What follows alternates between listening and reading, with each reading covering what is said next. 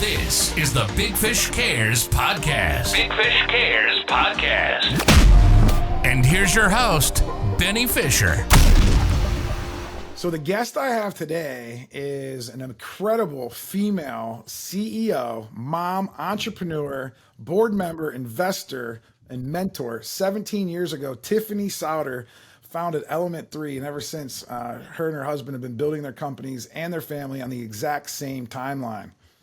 That means 4 kids, 3 businesses, 2 careers, all building towards one abundant life. And when I saw her as the opening keynote speaker at the EOS conference about a month ago, I was super impressed. Her story felt a lot of kind of like what my story's kind of going through right now. She's a couple years ahead of the curve. So it was really good to see what the fruits of that work and that self-development can do for you. Welcome to the show, Tiffany. Thanks for being here. Yeah, thanks for having me, Benny. I'm looking forward to the conversation. And she's also an awesome podcaster. Your podcast is the Scared Confident Podcast. I kind of wanted to start with that. Tell us about what Scared Confident kind of means and how you inspire high achievers. Yeah. So as you kind of mentioned in my bio, I was born with a heart that wanted to do and try and experience and explore a lot of different things in life. And for a long time, even though I think everyone who watched my story would have said I was very bold and audacious, I was constantly wrestling with fear.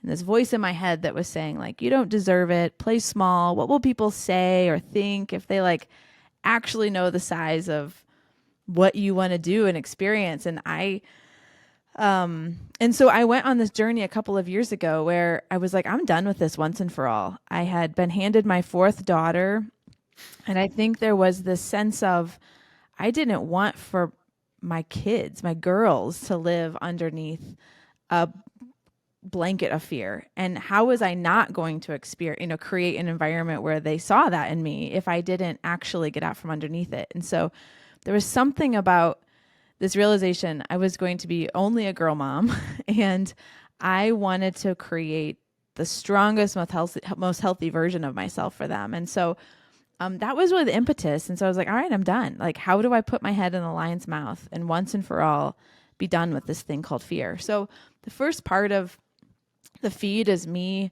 very vulnerably exporting what that journey was like for me. And then once I got through that, I was like, I really don't need to keep talking about being scared because I actually don't feel afraid anymore at all.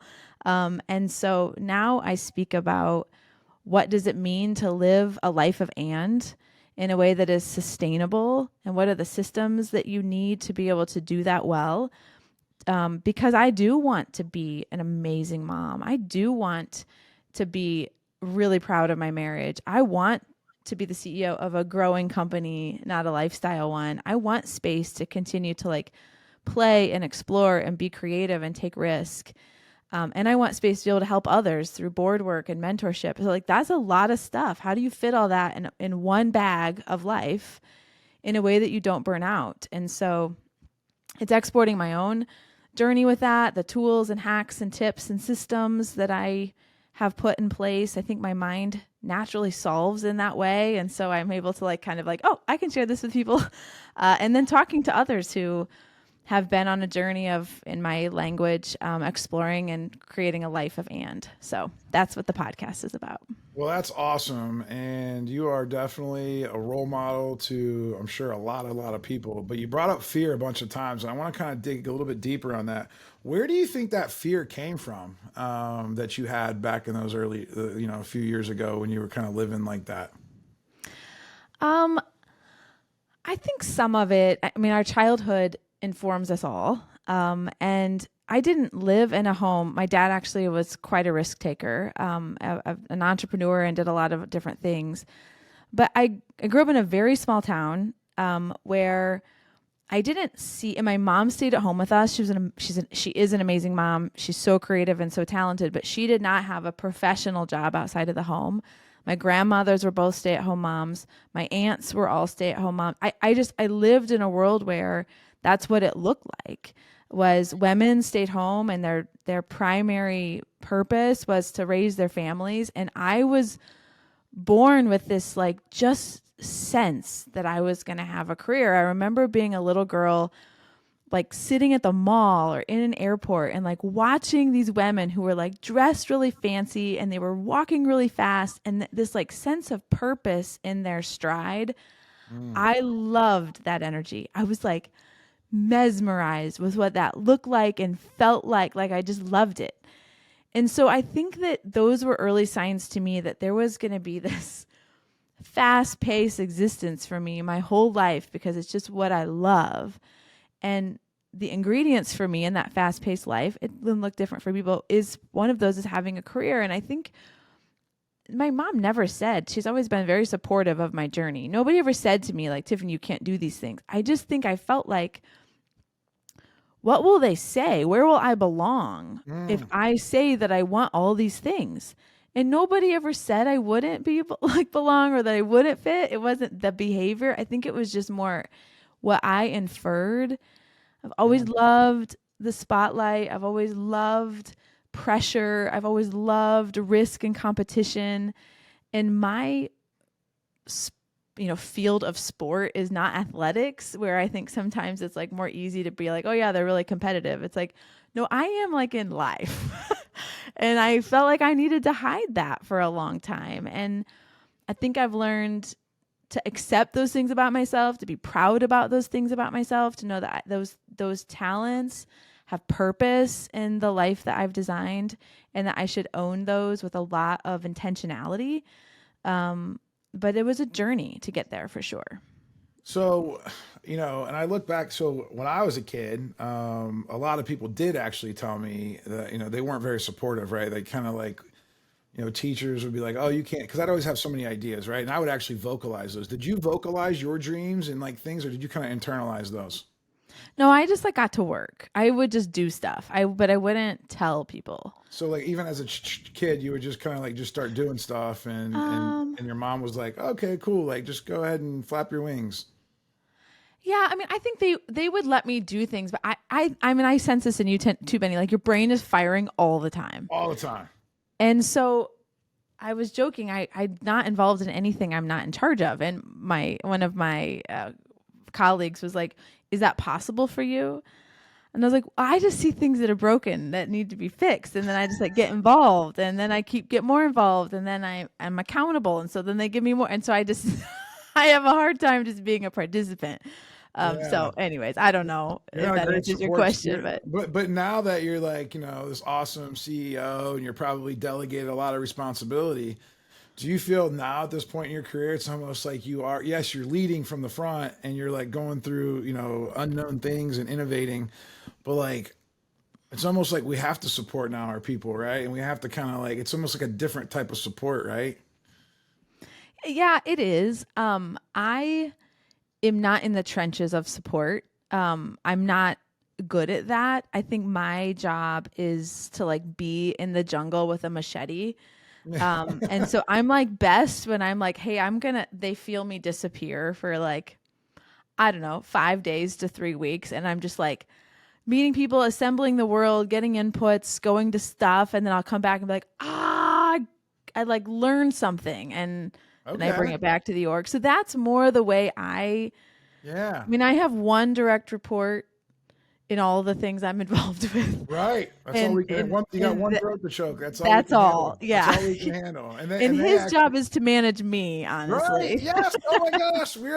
You know what? When I was sitting next to my business partner, my integrator, I said, I feel like she's like the female version of me. I said and he was laughing the whole time because your talk was really awesome. And I kind of want to get into some of that talk. And you mentioned your dad was an entrepreneur. Tell me about the relationship that you had with your dad. Like, was he because I know growing up with like men back in the old days, like, they, like a lot of guys would just keep things to themselves and they would just go do, right? They wouldn't really share everything, right? Did your dad, was he a sharer? Did he like teach you stuff, or did you just have to kind of watch? Yeah, yes, both. My dad taught much by his actions, but he also taught us very intentionally. Well, so I was in third grade. I'm the oldest of four. And I was in third grade when my dad sold out of farming, which is like, the enterprise of small town. He sold his dad was a farmer. He and his brothers had all gotten land. He sold out to his brothers. and started a pallet manufacturing company. So like wooden things that you use fork trucks to move, stuff through warehouses. And he started building those by hand in our back, in a shed in the back of our property. Picture this rural environment, and he had an air gun, and that was how he started. So I saw that. I was there, my childhood were the lean years of my dad building this business that now is, I think, almost $200 million in revenue. And it's a really big company now. But I was literally, 9 years old when my dad was hand building the first pallet. So that's what I grew up around. My dad did not grow up in a home that had a lot of financial literacy. And so he was very passionate about that. He paid us to read the book Rich Dad, Poor Dad, all of us as kids. Like once we read it, we got $10. My parents ran on the cash budget, partially out of necessity. The like Dave Ramsey stuff. I grew up on all of that. The envelopes and the jars and totally. We got money for this today. Oh, we can go do that, but not until there's money in the jar. Totally. And that a very, very transparent environment. There was never this like, oh yeah, we're working to give our kids whatever they want. I had jobs. We worked as kids, both chores inside the home and jobs that paid us. And when I was in 6th or 7th grade, my dad had us buy semi-loads of mulch, which if you think about pallets, they make scrap wood. They ground that into mulch, sold it to landscaping companies. So we bought semi-loads of mulch, sat on the side of the highway with a bobcat, me and my sister. I think I was in 7th grade and she was in 5th. Like we were tiny. Unsupervised, in the most unsupervised way. What part of the country? Indiana, in the Midwest. Oh, okay, right. Okay, yes. Cool. So you're still in the same area. Right. With a cash box of money on the side of the highway. That was what we did. And we never imagined somebody would come take it from us. So that was what we did. That was so cool. Like those are the stories that I love, and I'm sure you do too. And I mean, everyone has a story like that. Yeah. I remember selling candy for my baseball team and like going door to door, and that was like how I that was my first piece of business transaction. I was 8 years old, and I wanted to just sell all the candy to win the prizes, right? So yeah. And when you opened that keynote at the ELS conference, the way you opened it was like, you said, there was a powerful realization. You were not okay and your business was not okay. And I kind of want to know, tell me what led up to that realization, because that seems like, was that the first big piece of adversity that you'd faced, or did you have adversity as a child? I would not say I had adversity as a child. Yeah. No, while there were times where my parents couldn't give me everything we wanted financially, they could always give us everything we needed. Gotcha. I grew up around a ton of family. I really didn't. Yeah, you're right. I didn't really experience a lot of adversity. I mean, like normal teenager things, like girls picking on you at school or boys doing something stupid. Yeah, but very normal things. Yeah. So tell me what you meant by like you were not okay and your business was not okay. And I was at the keynote, so I kind of already know. But I want to. Yeah. There's a lot of entrepreneurs that listen to this podcast, and I want you to share that a little bit. Yeah. Well, the moment you're talking about was in 2018, where I grew up around a lot of hard work, and like, don't be a wimp. It's raining. I don't care. It's cold. Nobody cares. Like it just like, we just worked hard. And my dad, taught a lot about like what you think actually matters. And so you like thinking to yourself over and over, you're tired is going to make you tired. Being like, I'm fine and I can plow through for another 2 hours. You can also do that. So I think there was a lot of stamina and toughness and mind over matter that has served me very, very well as a person who wants to get a lot done. But I did not know how to be in tune with what my body was telling me, which was the hamster wheel you're on doesn't lead anywhere. You are crashing. You're very tired. You have way more on your plate than is humanly possible to sustain. And I wasn't making any, we were making money like to pay my mortgage, but the risk I was taking in my business was not paying me proportionally. I would have made more money to go be a chief brand officer somewhere, work for one of my clients or something like that, full time. Yeah. My husband and I's marriage was an absolute wreck. We are the highest of performers, but we did not bring that energy to our marriage. And it was experiencing the impact of that. We had 3 young kids, and I had barreled through pregnancies and maternity leaves with, ne'er a tear. It was like, suck it up, buttercup. It doesn't matter. You got a business to run and it needs you. I think my first maternity leave was maybe 5 weeks. My second one was about the same. And so there had just been and I don't get sick. I say like sort of unfortunately, like I don't have sick days.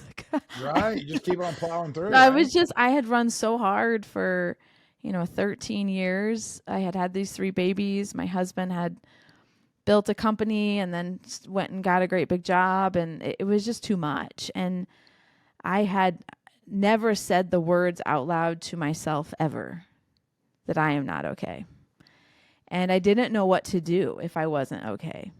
I didn't know who to go to. I didn't know how to be in friendships. I didn't know because my role was to be okay.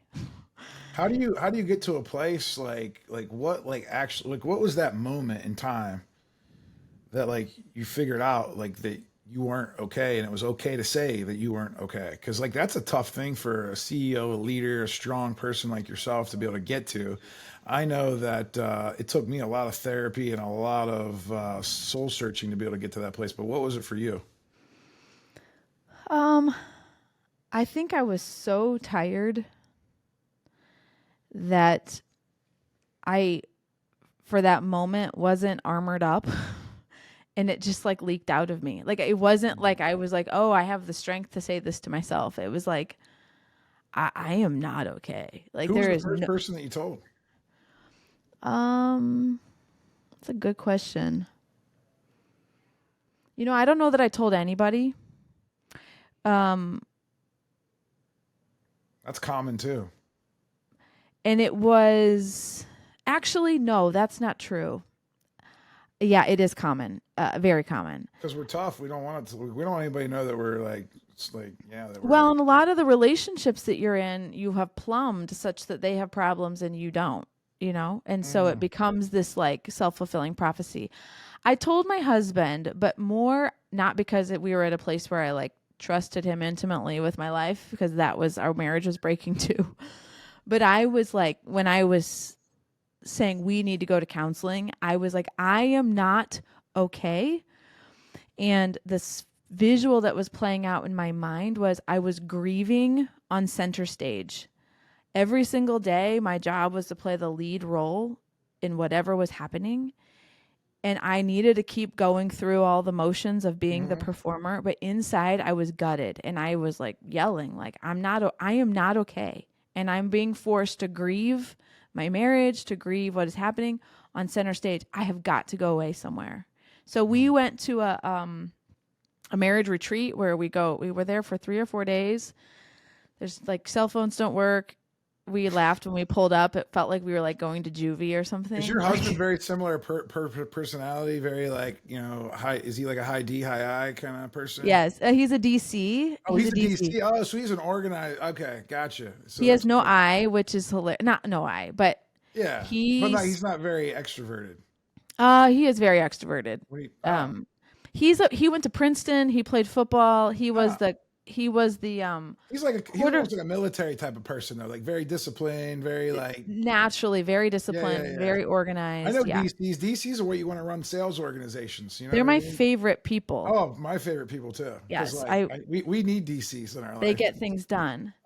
So that had to be kind of because my fiance, future wife, we go to like these like 4-day vacations twice a year, and she's like, put the phone in the top drawer of the hotel, and I'm like, I can't do it. So what was that like for you to go to this retreat? I want to hear about this retreat. This sounds cool. Well, I mean, it's marriage therapy. It's not fun.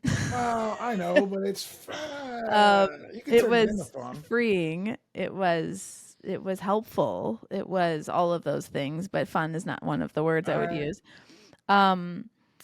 It's very intense. I mean, the thing we went to was very intensive. It's called Hope Restored. and you are literally 2-on-2 with the therapist for 8 hours a day. Like, it's an intense operation. Oh, so it really is for people that are kind of at the end. It's not for people that you want to just keep it going either. So this is for like people that like really like No, are trying to this is save like, their marriage. it is triage. Yes. Okay, so like, all right, Just you so go to- we're all clear, Benny. all right, Yes. so you go to there's different retreats out there if you want to just Yeah. keep strengthening. Yes. To be This proactive. is like where they put the paddles out. Yes. And wow. Yeah, it was intense. I'm like, I'm not okay. This marriage is not okay.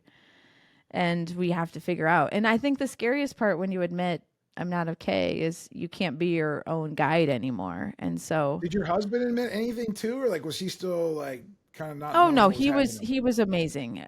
You have to go to those things both at a place where you're willing to put it all in, and you know, he got to the place where he's like, yeah, I get it. You're right. I think, I said it first, but I don't know that it's not like I made us go to counseling. He was like, Right, you're yeah, not I wrong. You're not wrong. It's a wreck. What do we do? And I'm like, we're better than this, Yeah, I think a lot of us just have to slow down sometimes and like just like to see like what's actually happening around us. Because I think we start moving, especially if you're in a relationship with another high D, right? Someone that's dominant, that keeps moving, right? Like when everything keeps moving, is what I've been learning, is if we don't just calm down for a little bit and kind of look around and is like, is this what we want? Like, I don't know, but like sometimes you can just kind of create your own silos then too, right? Like, yeah, I mean, a lot of life pulls you apart. You have to work really hard to stay connected, for there to be any overlap in your tasks, your time, any of that kind of stuff. So what was the feeling like when you left there? Like, cause so like let's say on a 0 to 100, you were at like 10 going in. What were you like coming out of there? Well, they say it's the equivalent of 6 to 9 months of therapy progress. And so I would say I felt like we were at 100 as it related to the tools that we had, new tools, new patterns, new shared language, a new understanding of how we got to there. That was 100. So you guys were excited leaving there. You guys were enthusiastic about like, right, it's almost like a fresh start. Is that like the feeling? Yeah. I mean, yes, totally. I mean, you don't get there without there being like hurt, you know? And so we were honest about like we have work to do on how we build trust and forgiveness and all those kinds of things. But we felt very equipped. I felt like we had an oxygen tank in a way that we didn't when we went there. And I think we both knew we were going to leave there either committed to rebuilding the marriage, or we were going to leave there very clear that it was over. And that was a very scary cliff to be standing on. And both are like really hard. And I think one comment that you made that's kind of stuck with me from the conference is when your dad said something about hard's not the end, it's just hard, right? Like, and I've heard another way where, there's both are like, everything, there's two kinds of hard, right? It's just pick which hard you want, right? Because like getting a divorce and like dealing with all that would be hard. Trying to stay married is hard, right? Like they're both hard. Can you talk a little bit about that to people that are listening? Yeah, so that is the quote. In the context that my dad first said it to me is, people take the fact that things get hard as a sign that you're on the wrong path. And so if every single time you hit something really hard, you take it as a sign that that's not what you're supposed to be doing, people spend a lot of time starting. And instead of getting through the difficult part of the journey so that you can get on the other side of it. And we don't accept that difficulty, hard, disappointment, hurt, all of that is a fact of life. And when you get there, let's first not be surprised. And let's work to understand what were the underlying things that led to this, and are those reconcilable? And my therapist said to me, I was so angry, at JR, my husband, for some things, and so mad. And she asked me, is he a bad guy? And I was like, yeah, I'm so mad at him. So she's like, is his character a bad guy? And I was like, what do you mean? She's like, no, I'm actually asking you the question, like, is he fundamentally underneath actually just a bad person who doesn't have the faculties to make good decisions aligned with values that you align with? Or is it that a really well-intentioned purpose with an underlying construct of productive values made bad decisions and hurt you. Those are two totally different planets. And we experience it the same, whether he was a bad guy or was a good guy who made a bad choice, or me, if I was a good person and made a bad choice, or a bad person who made a bad choice. We experience it the same, but our minds, because we're so mad, we don't discern it. And I think that, I it's not my job to judge the outcomes of other people's relationships, but in my situation, fundamentally, JR and I loved each other. Fundamentally, we had a lot more in common than not in common. We had some really bad habits and patterns in our relationship that had gotten that version of our marriage, to a place that was very difficult to operate in. And so if we were both willing to come and rebuild, we had a lot to build on, because we actually did like each other. We actually did love each other. He's hilarious. There's things I love about him. Where's the reason you got married? I mean, right? There's always a reason people get together. I knew I was starting over no matter what. It was either with him or, I'm not saying with somebody else. There wasn't somebody else, but you get the point. Yeah, or without him. Yes. Yeah, it's a tough situation. So. That's very I really appreciate you sharing that. And, you are a very vulnerable person. That's one of the other things that you talked about, right? And I talk about a lot in my message is, if you can, lead with vulnerability and be authentic, I think, you mentioned 3 behaviors for change: living vulnerably, deciding to change, and choosing discipline. Let's talk a little bit about living vulnerably and how does somebody get to that point, man? Because that's a hard place for most people to get to. I know people ask me this question a lot, and I'm hopeful and prayerful that I get to a place where I can answer it in a way that's helpful. I think that for me, a total acceptance of my story and my journey has helped me be very vulnerable with it in a way that I don't care if you think that is so bad that we got to a place that was hard. It's just our truth. And I don't care if I just don't care. It's just the truth of what happened for us. And so me being able to look at it in a way that I see that journey has served me so well. I don't wish it on my kids. I don't wish it for other people. I'm so grateful for it because it has matured me and my relationship with JR and the environment by which we from which we get to work. It has informed it so well, and I'm so grateful for that. So I think I look at the hard times and with understanding now. I think that I have done the work to honor those moments that were the most difficult and understand that our gift to the world is to share the hardest things that have happened to us so that we can hopefully help somebody drive around that pothole that we found ourselves in. And so I just it's just my relationship with it. And I think that helps me be vulnerable with a lot of intention. This is not intentional, but today actually on my podcast, I dropped an episode called Vulnerability in the Workplace, where I talk about being vulnerable does not mean that you share every gory detail with everybody you meet. There's still a sense of honoring and respecting. In fact, there's some things that it's not my story to share. That's JR's story to share. You know what I mean? Yeah, It doesn't absolutely. mean that you tell everybody everything all the time. But it does mean that when people ask you, that you say the most true thing you can that will be helpful and expedient to the conversation. So I love that. And I think, another way that I like to put it sometimes is you can always find purpose in the pain. And when there's purpose, right, the pain already happened, right? That was in the past, right? That is fixed and whatever happened, but purpose can last forever, right? And it can eventually get bigger and bigger and bigger than that pain ever was. And I know when that pain happens, it's really big for a lot of people. And you rewind the memories and you play them back. And if you can't get clarity on it and you can't figure out how to transform that and figure out how to turn that purpose or that pain into purpose, a lot of people get shackled by that. And I think that's really good that you kind of lead with that authenticity, that vulnerability, because I know that when I started doing that with even the people in my company, the culture started to turn around, right? It wasn't oh gosh, Ben's on this pedestal. Ben doesn't do anything wrong. And they know I did stuff wrong, right? We just never talked about it, right? And it's when the leader can go first, it can create an opportunity for other leaders to go. And everyone's a leader in life. It's just, if you decide to kind of be a leader. And that kind of gets into the next thing, deciding to change, right? Like how do somebody like that's listening right now that knows they have some big hairy pain that they're trying to overcome, how do they just decide to like wake up and make that change? Because it's uncomfortable. Yeah. So, kind of the context of this, we all have a gap in our life that we're trying to fill in where we are to where we're going. And the big question is like, how do you get there to wherever your there is?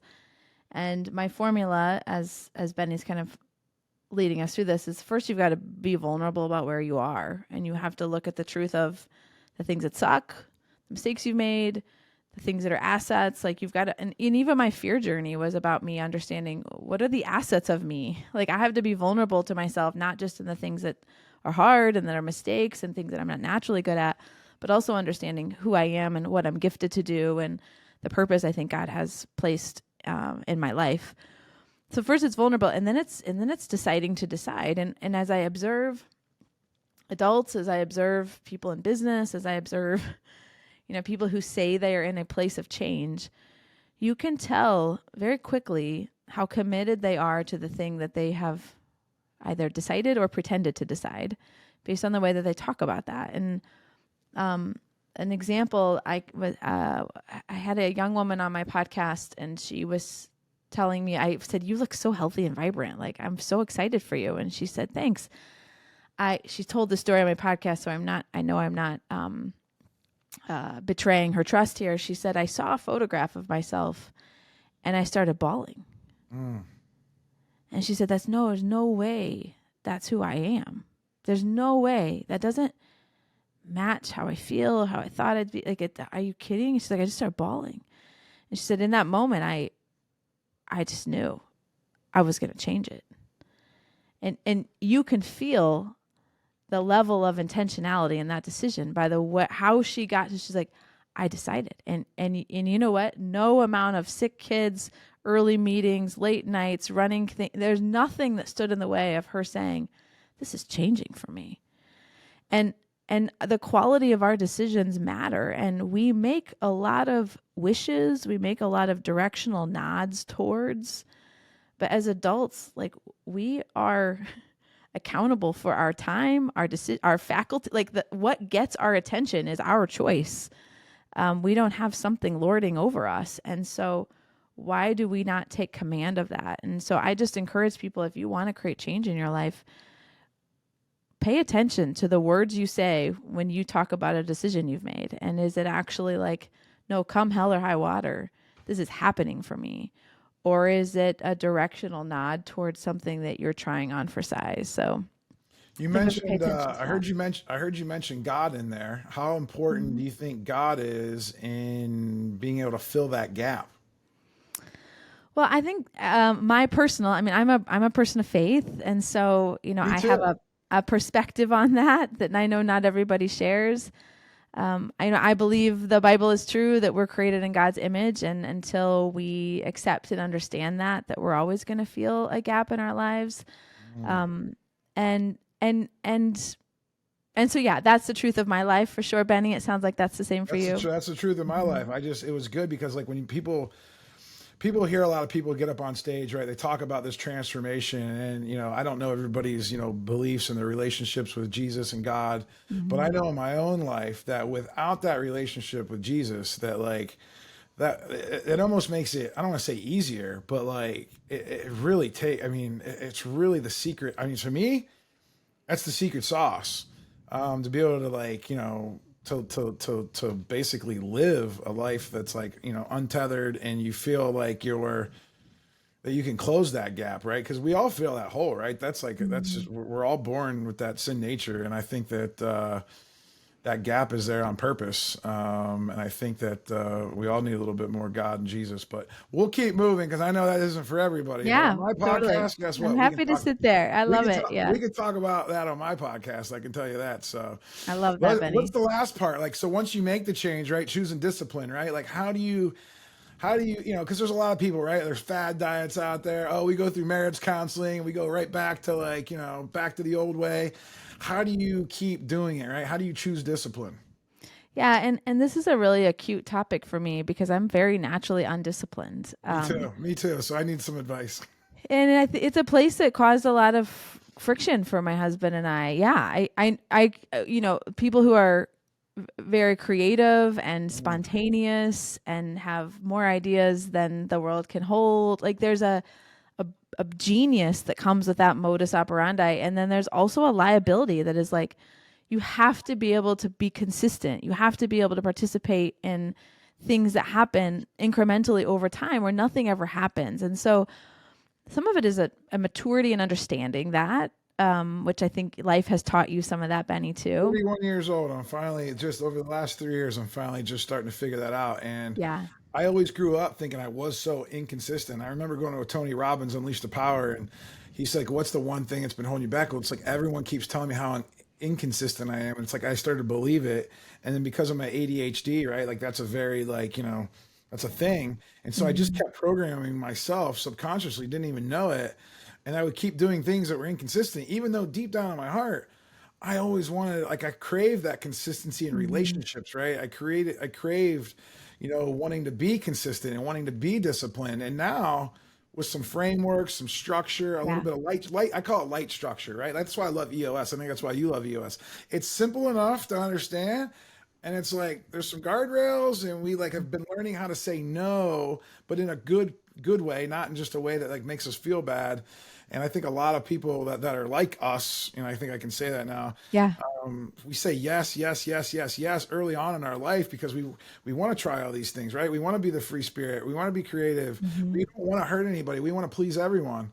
And that was a hard place to get to, but I feel like I'm on my way, and it's probably always going to be a journey, but it feels so much good. It feels so good right now. Yeah. And I set traps. I mean, we talked, even paying an implementer with EOS is a trap of like commitment to making sure we stay EOS pure, and I don't come up with some, way that I just know how to do it better. I pay a trainer twice a week that holds me very accountable to that discipline. I want to live to be 102 years old. I know if I want that, I have to keep my body strong. And so if I'm committed to that, then I have to have a discipline. If I can't keep that discipline, I need to pay somebody to help me. So I think those, and like I surround myself by very highly accountable people, and teach them how to call me on my crap. So yeah.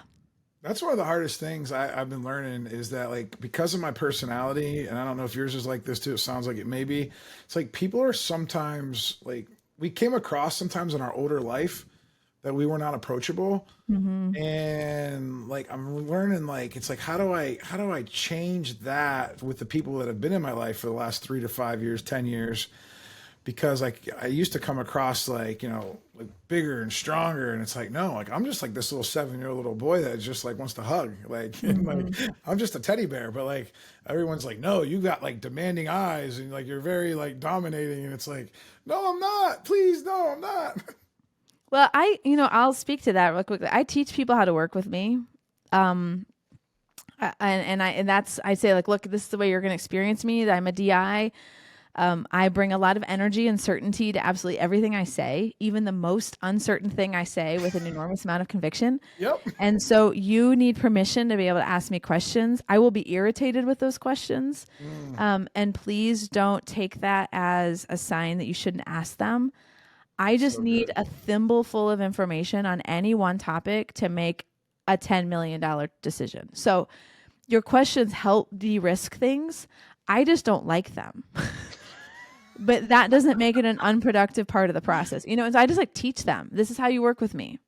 Here we're going to go. If the editors are watching, clip that. That's how you got to deal with me too. So I'm just going to play the Tiffany tape now to everyone in my life. That's just the way you got to deal with Benny Fisher. I knew that this woman was special. Yeah. So, I just don't like it. I don't like to be challenged. I like to be fast, but I'm like, you should, but my body will reveal that I don't like it. And I have to tell them that that's okay. Yeah. That is the thing. You're right. Cause the body always, like, no matter what I'm thinking, like my face always shows like my wheels turning. And a lot of people like take that as like, oh, I didn't like something, or oh, I'm not interested in their idea. And I've already made up my mind half the time. And but they also need to be able to say, Benny, you're a bad listener. I need you to pay attention. That's why I have a podcast, because it forces me to ask more questions and just sit back and listen. And I really thought that starting a podcast a year and a half ago was good because it was like, wow, this is like my creative outlet to where I can really, because I really do care about people. I love hearing about people's stories. Like I love asking. I used to get in trouble. I don't know if you did, but I used to get in trouble so much for asking 1,000 different questions because people just couldn't keep up with all the answers. And then they would just be like, all right, shut up, kid. And I was like, man. And now I get like, I feel like I get paid more to like ask questions now. So like, Mm-hmm. Yeah, it's kind of totally. like, it's kind of funny how it works. So let's shift gears a little bit. That was really awesome. I really appreciate you sharing some of that deep stuff. I feel like that's going to help a lot of people. But like you have a marketing agency, right? So tell me a little bit about like what you do and what you guys are doing at your marketing agency. Because I love marketing. I think it's cool and it's the future. It seems like you guys are doing some cool stuff. So tell me a little bit about that before we wrap up. Yeah, sure. Well, I sometimes joke, I do a lot less marketing than people imagine I do because I do run a marketing agency, but my job is mostly in the executive function to build a team, to help, as I said, kind of a machete out in front to see what's coming and how do we be thoughtful. But what we do as an agency, it's called Element 3. What we want to do is help companies that are working to build long-term enterprise value. We want to help them build marketing as a strategic function that helps them fuel growth. So what happens a lot of times is you'll hire an agency and they'll say, hey, I've got these like 8 projects I want you to do. And we're like, oh yeah, happy to help. No problem. And then we'll do them. And then we hand them back over and they like maybe know what to do with half of them, but they don't really have the infrastructure to use marketing as a strategic tool for growth. And so what we've come to find, but there are organizations that have very sophisticated marketing teams, that's tied to the strategy. They've got a good structure and they can hand an agency a brief and get genius out of it and know exactly what to do with it.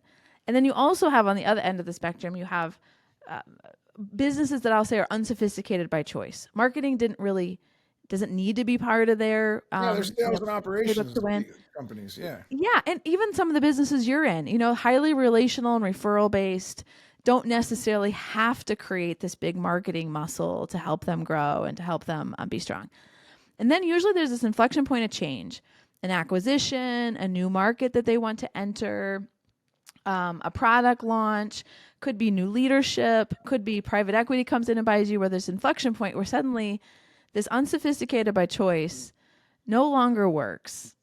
And now you need to act like a grown-up and have this really sophisticated marketing operation, but mostly you're just stuck. And so you start firing bullets. So, like I'm going to hire an agency to do this. My friend hired a part-time CMO. I heard about this PPC firm. I heard about more cash than brains. Gary Vee. Yeah. And they just start launching bullets, bombs and cannons. And then they get mad because they can't figure out how to get marketing actually to work.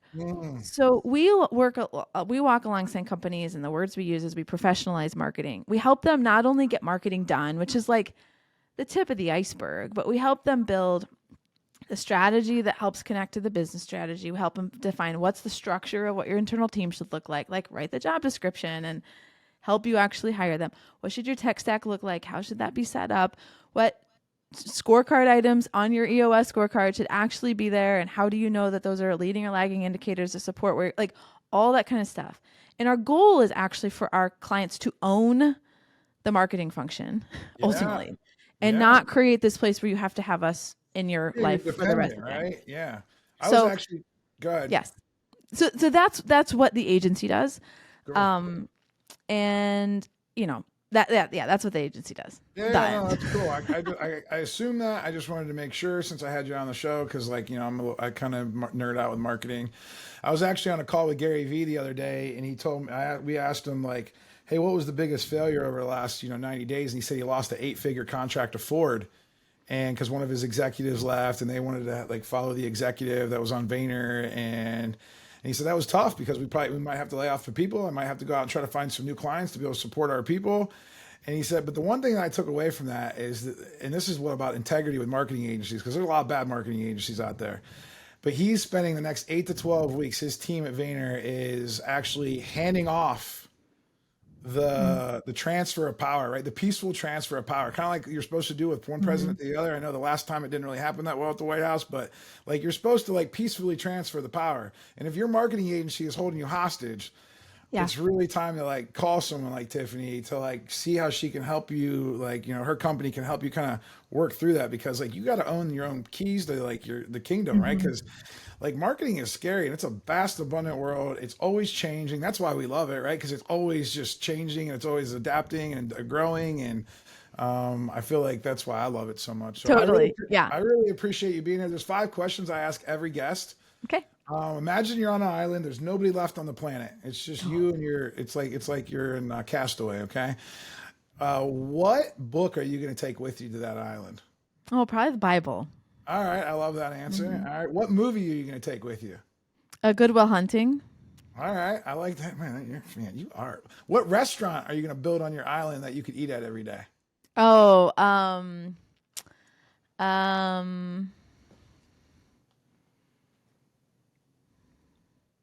probably Bakersfield. It's a taco joint here. Yeah, I think we have one in Pittsburgh. Do you Bakersfield. Yeah. They got a bunch of tacos and tequilas and like, yeah, it's cool. I Yeah. love the vibe, love the food. Yeah. Yeah, that's cool. Guac, tacos, and tequila. That's definitely what's there. There you go. So you're allowed to go on one trip. You can go anywhere in the world. Okay. You get 1 week. Where are you going to go? Lake Como. Have you been there? Yes, but for too short a time. I want to go back. Okay. So you got to go back. All right, cool. And then you get 24 hours to spend with one person. It could be a famous person, a dead person, a alive person, somebody that we may know, somebody that you only may know. Who would it be that you'd want to spend 24 hours with to kind of pick their brain and ask them questions? Angela Arendts. Do you know her? No. Yeah. So she grew up in New Palestine, Indiana, just outside of Indianapolis. So a small town girl. She was the head of Burberry for a long time, and then was most recently hired. I don't think she's there anymore, as the head of retail at Apple. So That's cool. I think she's fascinating. She's still married to her husband, and so I just feel like it's this like Midwestern roots, 20 miles from where I live. And she became part of like a really important part of these global brands. And I would die to spend 24 hours with her. You've never talked to her even once? Never spoken to her. Never been in the same room with her. People. No. Anybody knows her, get her in touch with Tiffany. I know. Is there anything that I didn't ask you that you wish I would have? No, this is awesome, Benny. I appreciate you like pushing into the spaces that I think we don't a lot, like spirituality and our our marriages and stuff. It's when that stuff is figured out, the rest of life is a lot simpler. So yeah, because I mean, I feel like business affects personal affects business, and it's a one big circle. The stronger that you are as a person and understand who you are and what your superpowers are, you can then start to help really other people. And that's all leadership is helping other people. So if you guys want some more Tiffany, you can go to her website, TiffanySauder.com, SAUDER. We'll put everything in the show notes. And we appreciate you listening to the Big Fish Cares podcast. We'll see you guys next Friday. Thank you for listening to the Big Fish Cares podcast.